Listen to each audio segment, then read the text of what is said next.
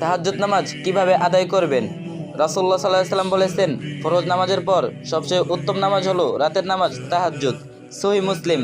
তাহাজ্জুদ মানুষকে আল্লাহর আরও কাছাকাছি নিয়ে যায় এবং অন্তরে প্রশান্তি এনে দেয়। এই নামাজে রয়েছে এমন এক শক্তি যা দুঃখকে শান্তিতে এবং ব্যথাকে আশায় রূপান্তর করে। তাহাজ্জুদ নামাজ পড়ার ধাপসমূহ: রাতের শেষ তৃতীয়াংশে জাগুন। যদি মাগরিব হয় ৬টায় এবং ফজর হয় ৫টায়, তাহলে রাতের শেষ তৃতীয়াংশ হবে রাত ১টা ২০ থেকে ফজর পর্যন্ত। ঘুম থেকে উঠে সুন্দরভাবে ওযু করে নিন। নিয়ত করুন, আল্লাহর সন্তুষ্টির জন্য তাহাজ্জুদ পড়ার নিয়ত করুন ও তাকবীর দিয়ে নামাজ শুরু করুন। আল্লাহু আকবার বলে নামাজ শুরু করুন। অন্যান্য নফল নামাজের মতো ২ রাকাত আদায় করুন। সূরা ফাতিহা ও অন্য একটি সূরা পাঠ করুন। সূরা ফাতিহার পর আপনি সূরা ইখলাস ও সূরা কাফিরুন পাঠ করতে পারেন। এগুলো গভীর অর্থবোধক ও বিশেষভাবে সুপারিশকৃত।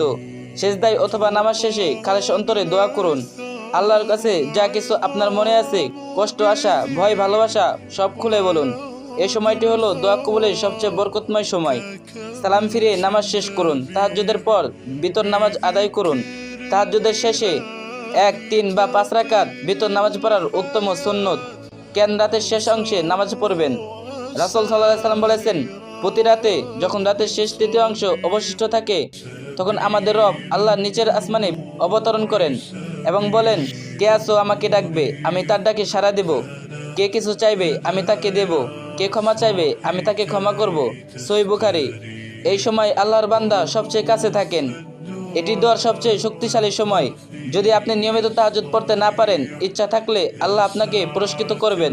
রাসূলুল্লাহ সাল্লাল্লাহু আলাইহি ওয়াসাল্লাম বলছেন, কর্মের প্রতিদান নিয়তের ওপর নির্ভরশীল। সহিহ বুখারী। যে কোনো ভালো কাজ করার নিয়ত করে কিন্তু করতে না পারে, তার জন্য পূর্ণ সওয়াব লেখা হয়। সহিহ বুখারী। এক মন ছুঁয়ে যাওয়া কথা। তাহাজ্জুদের কখনো লক্ষ্যভ্রষ্ট হয় না।